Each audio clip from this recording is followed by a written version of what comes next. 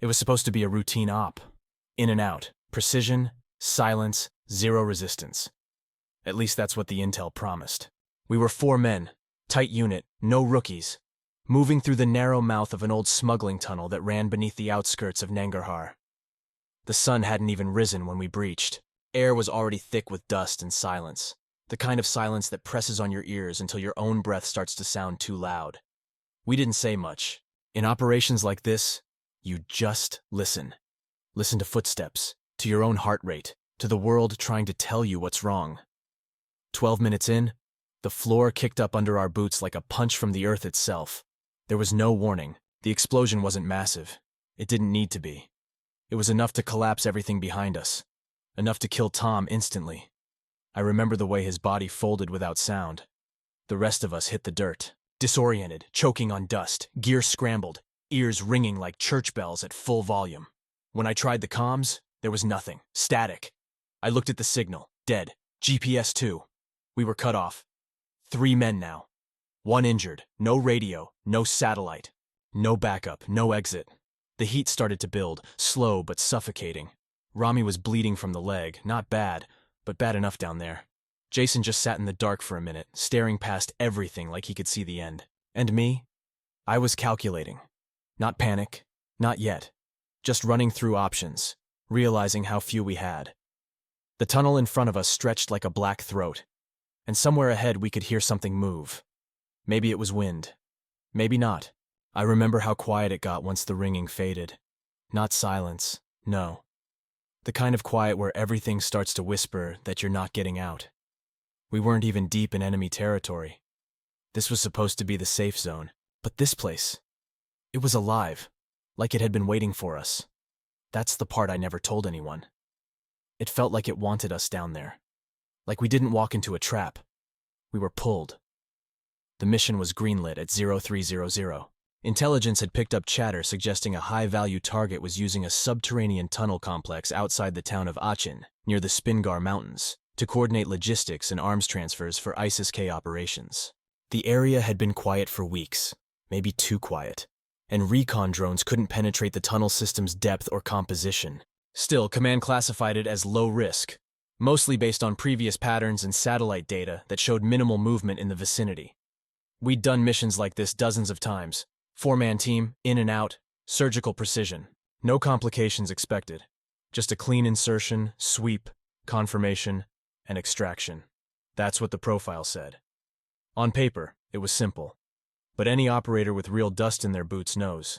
The simpler the op, the more you should be on edge. Our team was built for silence and lethality.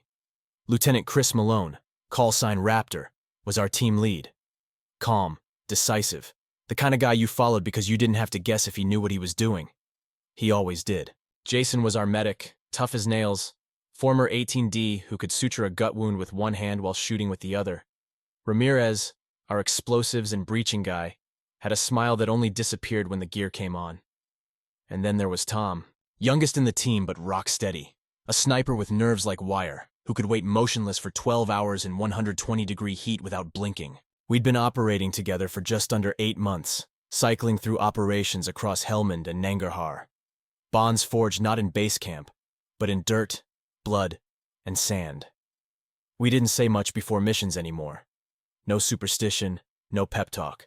Just gear up, check your weapon and move. We inserted by Blackhawk under heavy fog cover about 2 clicks out from the site. The bird didn't touch ground, just low hover, then a fast rope down. No unnecessary noise, no footprints. It was still dark, and the valley around us was wrapped in a thick silence. The kind that makes you feel like you're underwater. We advanced quickly, terrain familiar and rehearsed. The tunnel entrance was camouflaged under a rock shelf, hidden among debris and low brush. From above, it would look like any other erosion scar. It didn't even have a man-made perimeter, just a half-buried hatch half-covered in dust. Ramirez swept it with thermal, nothing. No heat, no movement, no traps visible. We took that as a green light. Hindsight makes it look reckless, but at the time, we followed protocol. Checked for pressure triggers. Ran the bore scope. Scanned for tripwires. It came up clean. The tunnel mouth was tight. About 4 feet high at the entrance, but we knew it widened further in. We went in staggered formation, low crouch, each man at 5-meter intervals. I was second in stack, behind Raptor. Jason took rear.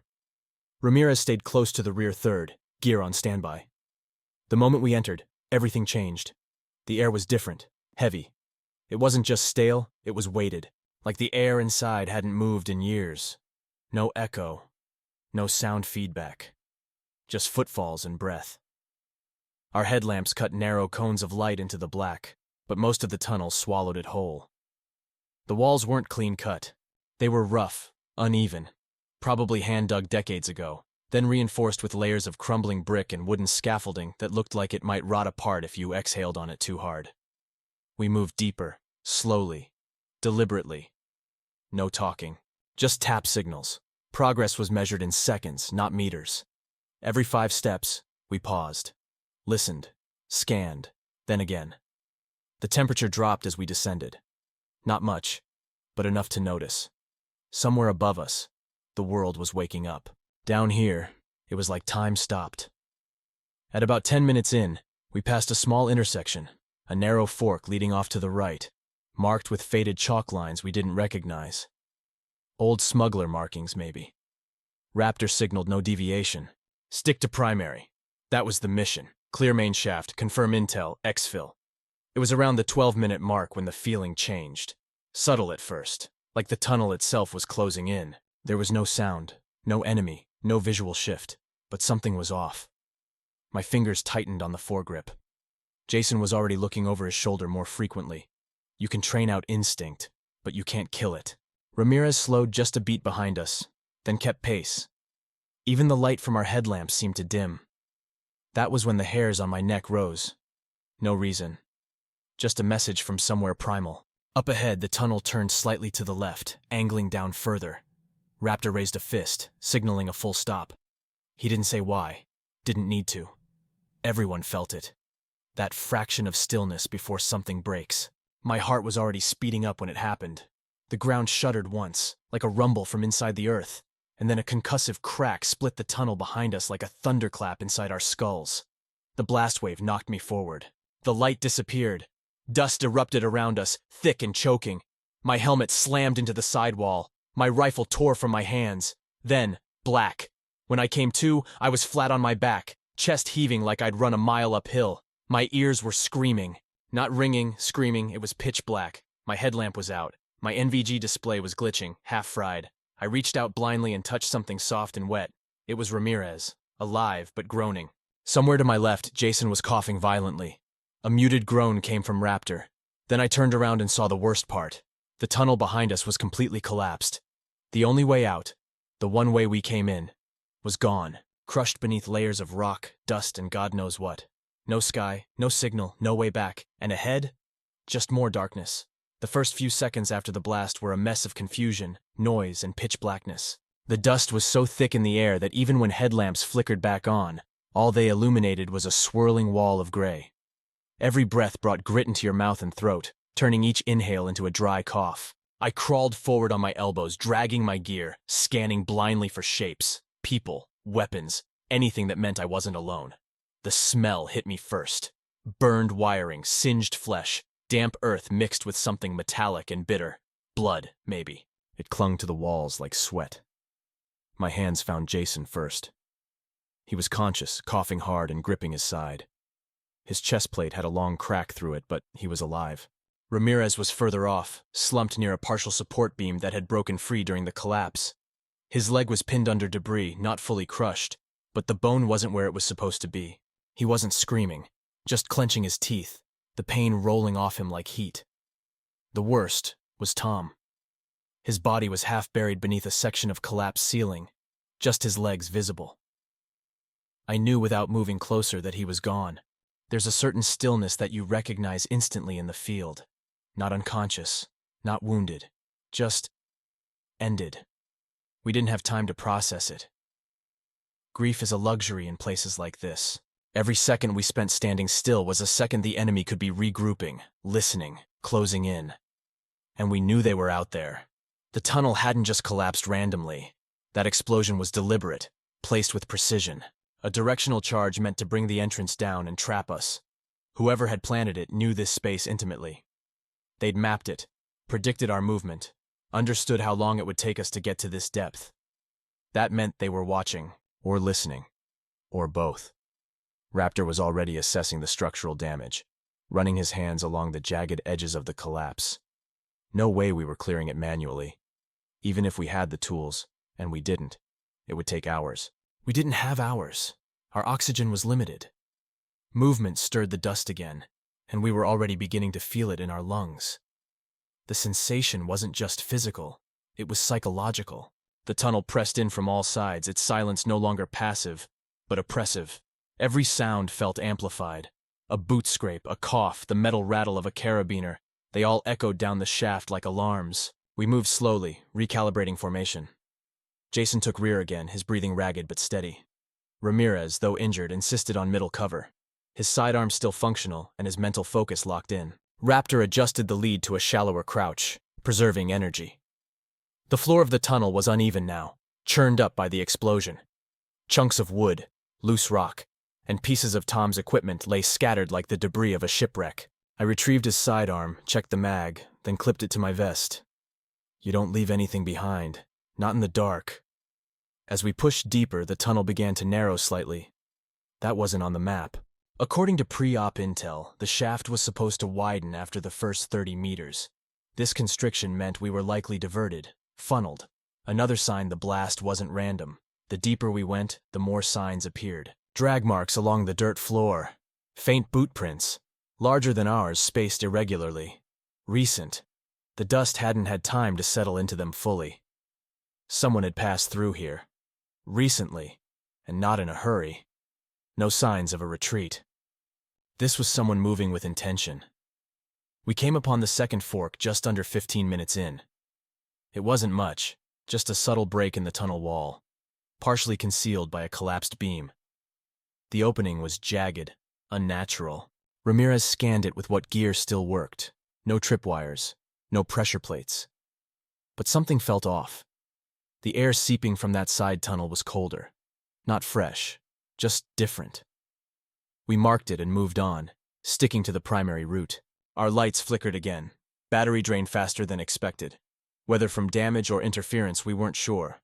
But tech failure underground is always more than inconvenience. It's warning. About 2 minutes later, we hit the first physical trap.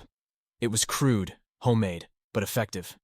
A wire stretched ankle-high between two stones, almost invisible in the dust. A standard tripwire design, but with a delayed release. The kind that doesn't trigger on contact, but when tension is released, when the pressure plate is no longer engaged.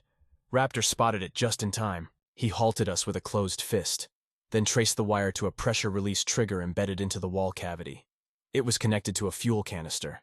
An IED. Not military grade, but vicious. Shrapnel packed with nails and rusted bolts. Directional arc facing down the corridor. Had we moved fast, it would have cut us apart waist-high. Disarming it wasn't an option. Not in our state. Not without light, time, and backup.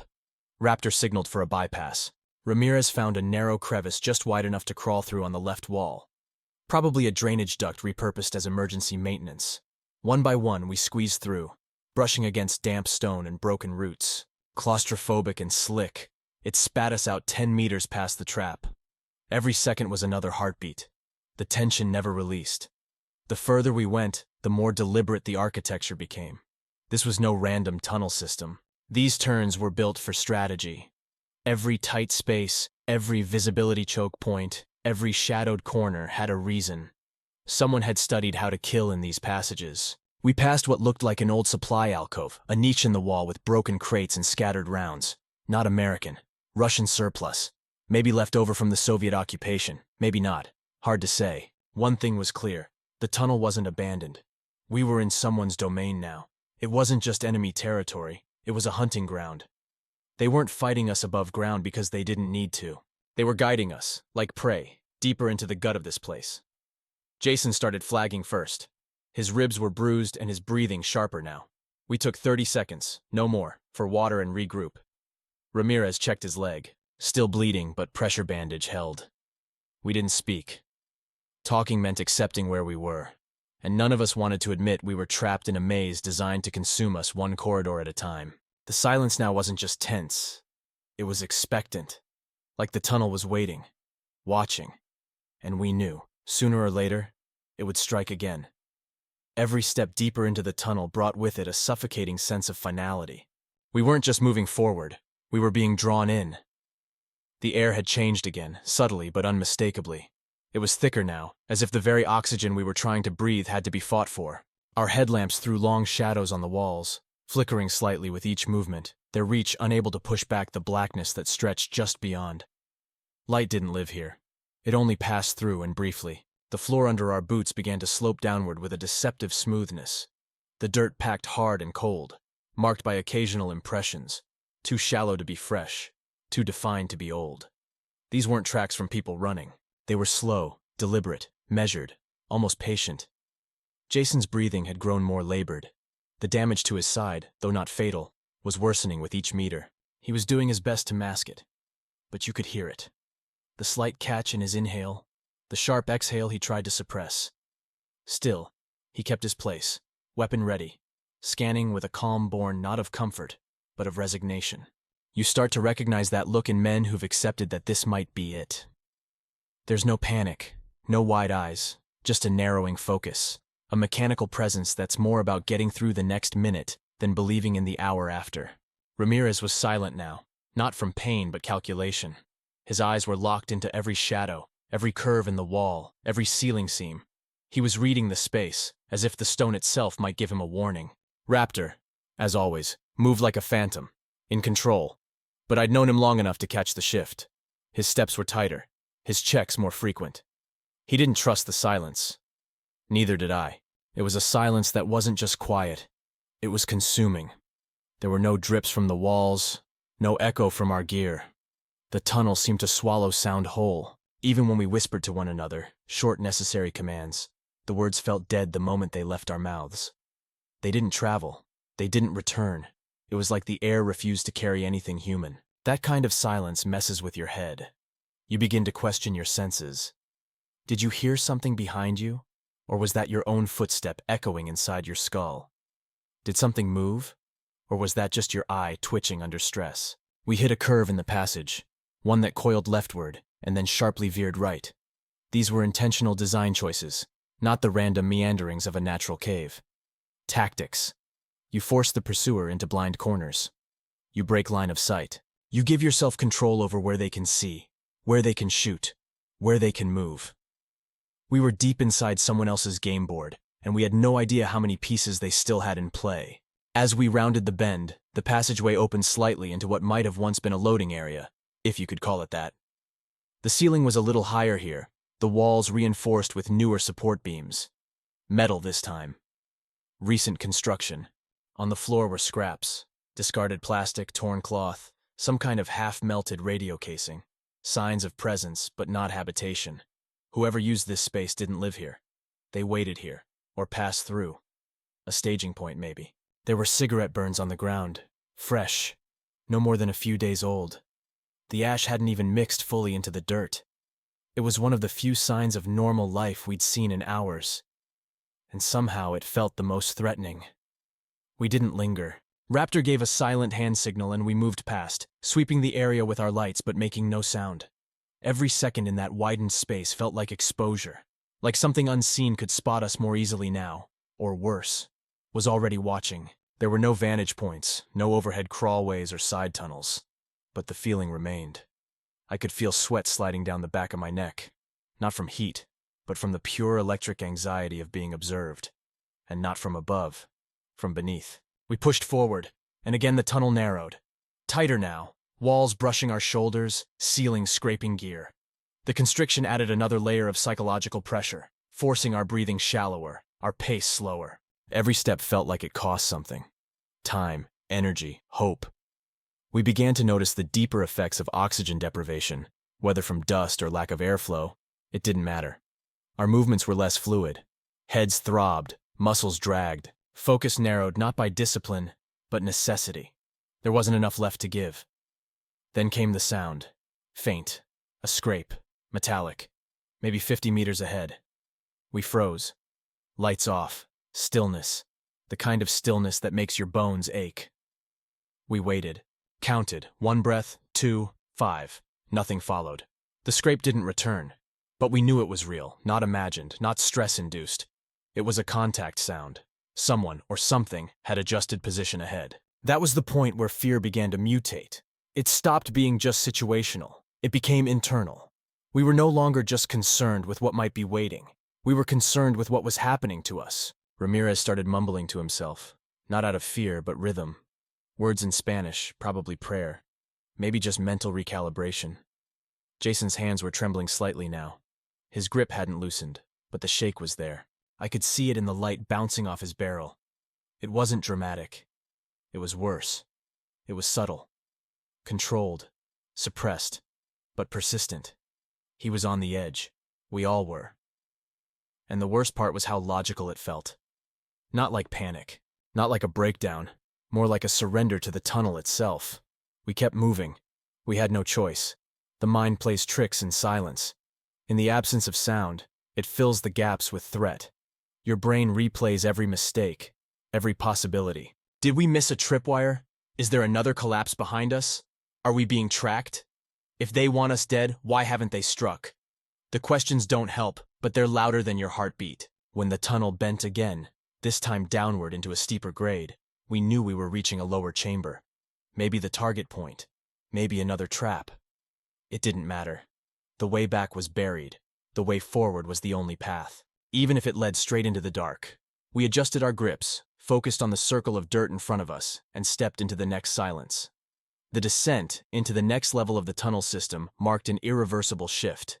The air, already stale, became suffocatingly humid, and every breath now tasted of rust and rot. Our boots sank slightly into the ground with each step, the compact dirt giving way to something softer, wetter, like the soil had absorbed years of decay. The light from our headlamps flickered more erratically, either from battery fatigue or interference, casting broken patterns across the tunnel walls that moved just enough to feel alive. We were no longer just navigating a compromised space.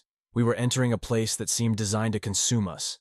The tunnel opened again into a larger chamber, natural rock walls interlaced with wooden supports and rusted rebar. Broken crates lined one side, half covered in thick dust, while the opposite wall bore shallow scratches that looked too intentional to be random. There was a subtle shift in atmosphere, like the air itself was listening, and we felt it. It was as if our presence had been confirmed, and now something was responding. The silence no longer felt passive. It felt tactical. Behind us, the path disappeared into blackness. Ahead, the space widened just enough to create uncertainty, to blur the edges of control. We moved into a diamond formation, weapons raised, angles covered. Our breaths were now audible, even with discipline, louder than they should have been, louder than we wanted. The chamber was too quiet. No rats, no insects, no echo. It was the kind of dead zone that made your skin itch. And that's when we heard it. A dry scuff followed by the faintest of inhales just out of our line of sight. Not loud, but close. Immediate. No chance it was us. No way it was accidental. Contact. Raptor gave the signal and we froze, weapons trained on the void ahead. My heart rate surged, not from fear, but from clarity. The moment before first contact is pure. You see the world as it is, stripped of doubt. Your training becomes instinct. The seconds stretched. Then a flash of movement to the right. A figure slipped between two collapsed beams. Fast, low, deliberate. Then another. Two shadows, moving in perfect silence, closing the distance with predatory patience. Whoever they were, they knew this ground. This was their terrain. The first shot cracked from Jason's M4, the suppressor hissing more than barking. The shadow dropped, but another shape emerged from the opposite side. Return fire erupted. Muzzle flashes strobing against the rock walls, disorienting and brief. The room lit in flashes of violence. Ramirez shifted left, laying down suppressive fire while Raptor moved forward to flank. I dropped to one knee and scanned for movement through the haze, catching a glimpse of a third contact, barely visible behind a stack of debris. I fired 3 controlled bursts. The figure staggered, then disappeared from view. Shouts in a language we couldn't place bounced off the walls. Sharp, urgent. More figures now, at least 6, maybe more, converging from multiple entry points we hadn't seen. They knew every inch of this place, and they were using it. We weren't in a fight. We were in an ambush. A slow, methodical trap sprung at the perfect moment. The space that had seemed wide seconds before, now felt like a cage. The fight was close range. No room for long bursts, no room for maneuver. Dust filled the chamber, thickening with each shot. The acrid smell of gunpowder and blood hung in the air. I felt something hot graze my left shoulder, either a ricochet or a near miss. Pain followed, but not enough to stop. I shifted position, putting my back to a load-bearing beam, and continued scanning. Ramirez shouted something I couldn't hear over the gunfire, then tossed a flashbang toward one of the flanking corridors. The detonation lit the chamber white for a split second, disorienting everyone, including us. My vision pulsed, and in that moment of whiteout, a figure lunged from the left. He was close, knife in hand, face masked, eyes cold. I blocked the initial thrust with my rifle, then slammed the stock into his face. He fell backward, but not before slicing a shallow line across my forearm. I stepped over him, weapon raised, heart pounding with raw adrenaline, and fired twice into the mass of his chest. He stopped moving. Jason went down next, not dead, not even unconscious, but hit. A round caught him in the side again, exacerbating the earlier injury. He slid behind a low piece of cover, blood soaking into his vest. Raptor reached him first, dragging him into a corner and shielding him while laying down fire. There was no time to assess damage, no time to breathe. Every second was bullets, smoke, movement. The enemy retreated as suddenly as they had appeared. It wasn't a rout, it was controlled. They disappeared into the dark, melting back into the tunnel like smoke. We held fire, listening, waiting, but there was nothing. Just the echo of the last shot fading into silence. We didn't pursue. We couldn't. We were bleeding, shaken, and surrounded by terrain that wasn't ours. The chamber was a ruin now. Spent casings littered the ground. Blood, ours and theirs, spilled into the dirt, soaking into the floor like ink into paper. The body of the man I'd killed lay a few feet away. He couldn't have been more than 20. His gear was mismatched, a mix of Soviet surplus and local fabric. No insignia, no unit markings, nothing identifiable. He had a necklace, though. Something homemade. A child's bead, maybe. It clashed with the blade he'd nearly buried in my chest. Raptor checked Jason's vitals. Stable, but barely. Ramirez had taken a hit to the thigh, clean pass-through, but his face was gray with pain. I was bleeding from 2 places now, shoulder and arm. Neither life-threatening, both demanding attention. But we couldn't stop. We knew better. If the enemy had pulled back, it was only to regroup. They didn't fight like raiders. They fought like architects. Precise, strategic, and worst of all, patient. The silence returned. Heavier now. Coated in violence.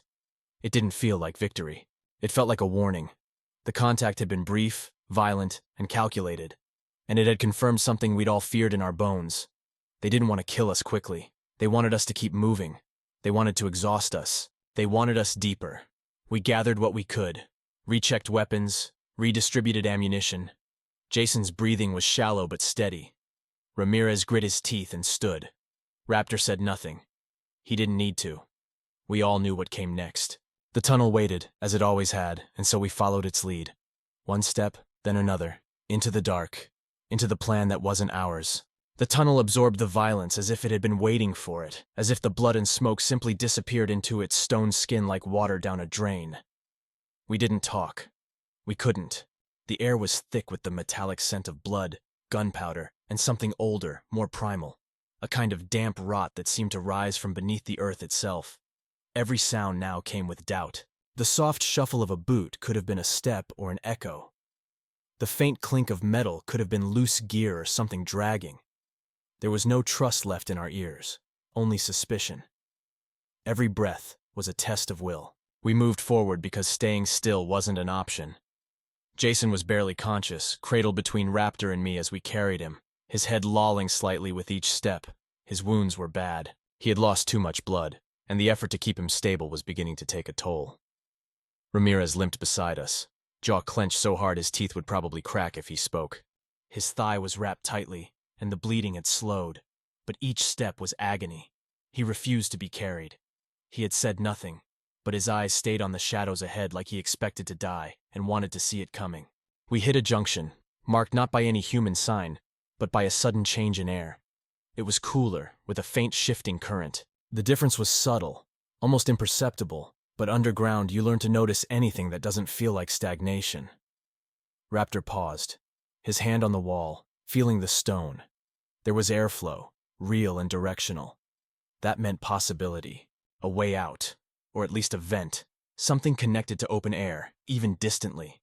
It was the first sign of hope in what felt like 1,000 years of stone. The passage narrowed again, curving downward and to the left. The floor here was slick with moisture, and our boots struggled for traction on the uneven surface. Our lights dimmed further. Battery indicators blinked yellow, then red. My rifle light cut out entirely and had to be replaced with a glow stick. Dim, green, and nearly useless for range, but better than nothing. We descended into what could only be described as a trench dug inside rock. Deliberate, tight, and cruelly designed. Whoever built this hadn't wanted people to travel it. They'd wanted people to suffer in it. We moved single file, crawling now. Jason was sedated with the last of our morphine, strapped securely to Raptor's back. Ramirez and I took turns leading. We advanced inch by inch, dragging gear, scraping knees, cursing under breath but never out loud. The tunnel vibrated with silence. My body felt like it was being squeezed, not just physically but mentally, emotionally. Every heartbeat was an explosion in my head. Every thought was a spiral of failure. I kept thinking about Jason's face, pale and slack, and how many minutes he had left. I thought about Tom's legs sticking out of the rubble, about the dull sound his body made when the ceiling collapsed. I thought about Ramirez's breathing, shallow and ragged, and how he never once asked to stop. Then we saw it.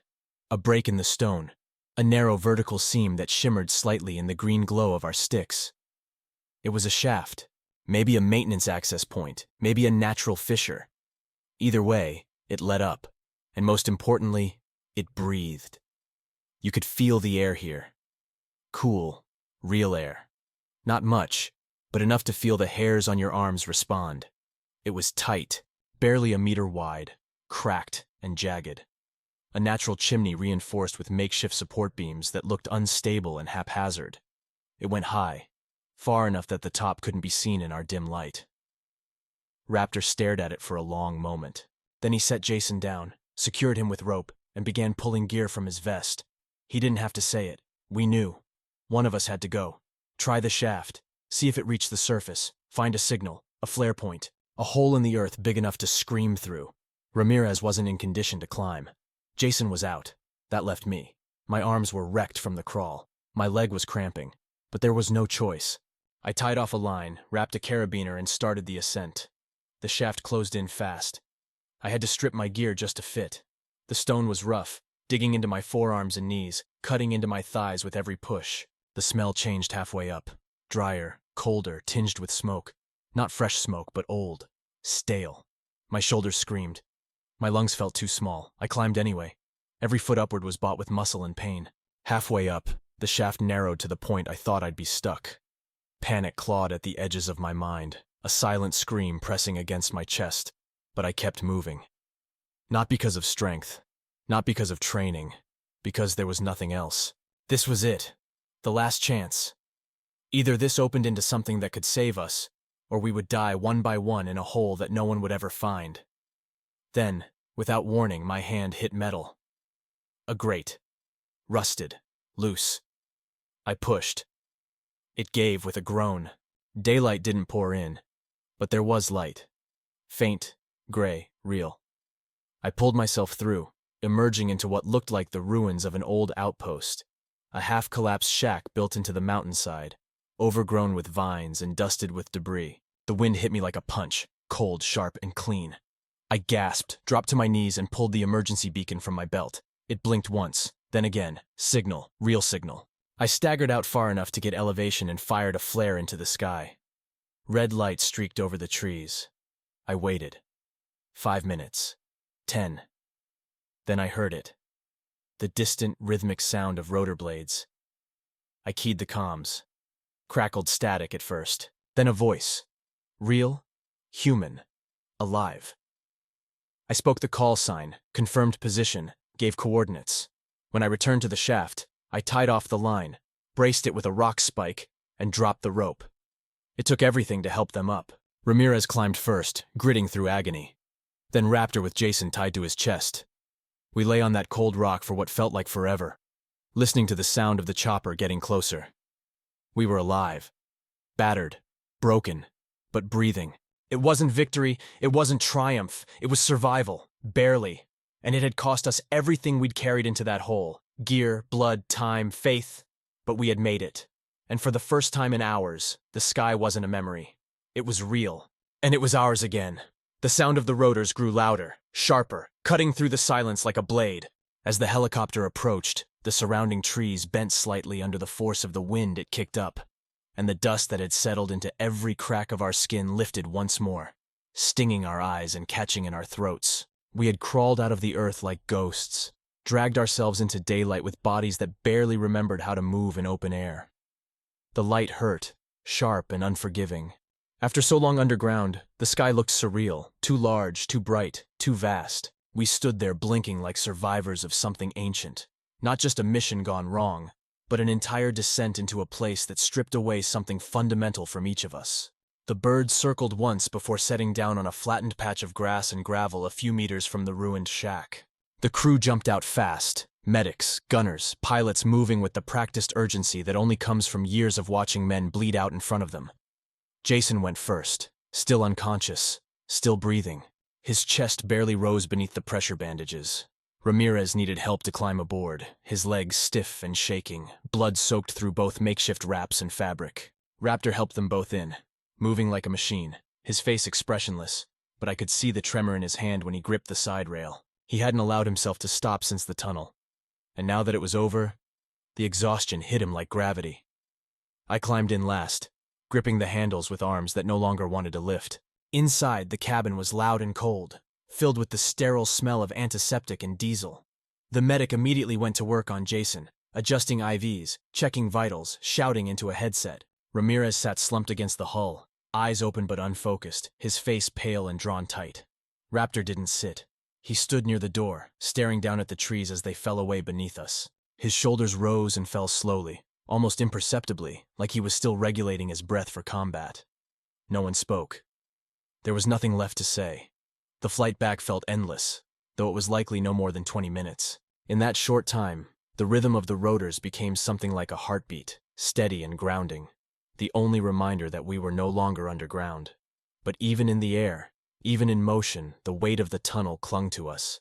It was in our muscles, our lungs, our minds. Every bump of turbulence made us flinch.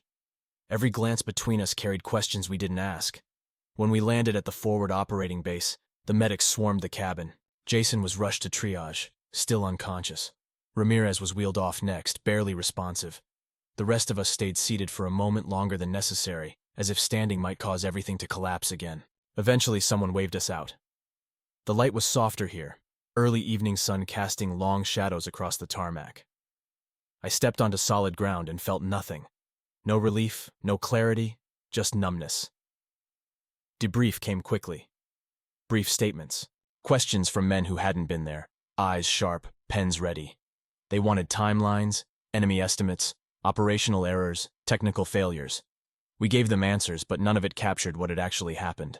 You can't explain what that tunnel was. Not fully, not in reports or after-action summaries. It was more than terrain, more than a tactical misstep. It was something else. A place designed not just to trap the body, but to dismantle the mind. To leave behind a version of yourself you wouldn't recognize if you saw it in a mirror. Later, after the questions, after the forms, after the silence of fluorescent-lit hallways, I walked past the names. The wall. The ones who didn't come back from other holes, other battles, other traps laid in dust and darkness. I ran a hand over the etched letters and thought about Tom. I thought about his voice, calm and low. The way he used to clean his rifle like it was a ritual.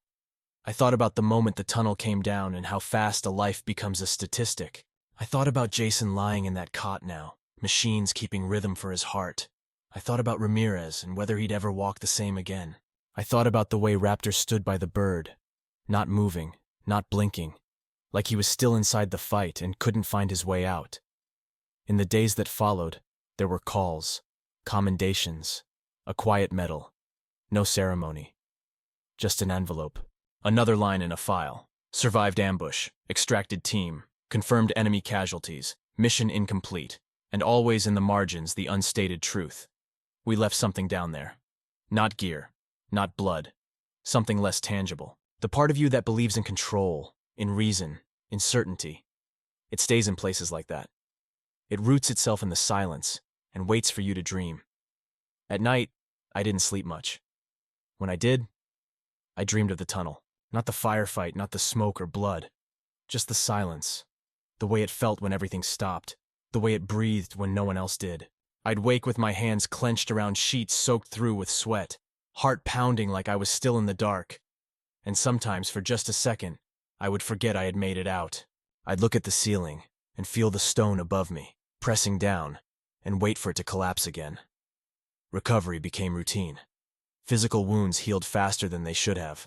Scars faded into skin. But there are wounds that don't ask for stitches, don't show on scans. Those stay hidden, beneath armor and uniform, beneath smiles and jokes, and the language of soldiers. We learned to walk again, to breathe air that wasn't laced with dust and fear. But none of us ever really left that place. Not completely, not truly. We came out of the tunnel alive, but we did not come out whole. The cost was more than blood. It was memory, identity, something essential, buried beneath meters of dirt and silence.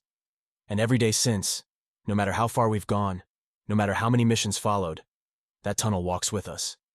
Quiet, patient, permanent. And now you've heard it.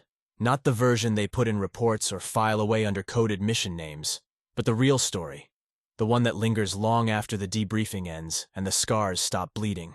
You've followed us into that darkness, step by step, felt the walls press in, tasted the dust, and maybe even heard the silence. Maybe now you understand what it means to face a space that wants you to disappear. To move forward knowing full well that forward might mean deeper into something you can't come back from. Maybe now you see that survival isn't always victory. That sometimes making it out means carrying everything you saw, everything you lost forever. So I'll ask you, and not as a soldier, not as someone who's worn a uniform or followed orders, but as a man who's stood where no light lives and kept moving because there was no other choice. If you were in that tunnel, if the entrance collapsed, behind you, if the air grew thin and the shadows moved just beyond your reach, if you had brothers at your side bleeding out and no voice on the radio, no map to follow, no time left to think, would you keep going? Would you crawl into the unknown with a round left in the chamber and no promise of return? Would you fight not because you thought you'd win, but because you refused to surrender your last breath to the silence? Would you walk that same path knowing the cost? Or would the darkness take you before you ever had the chance to decide?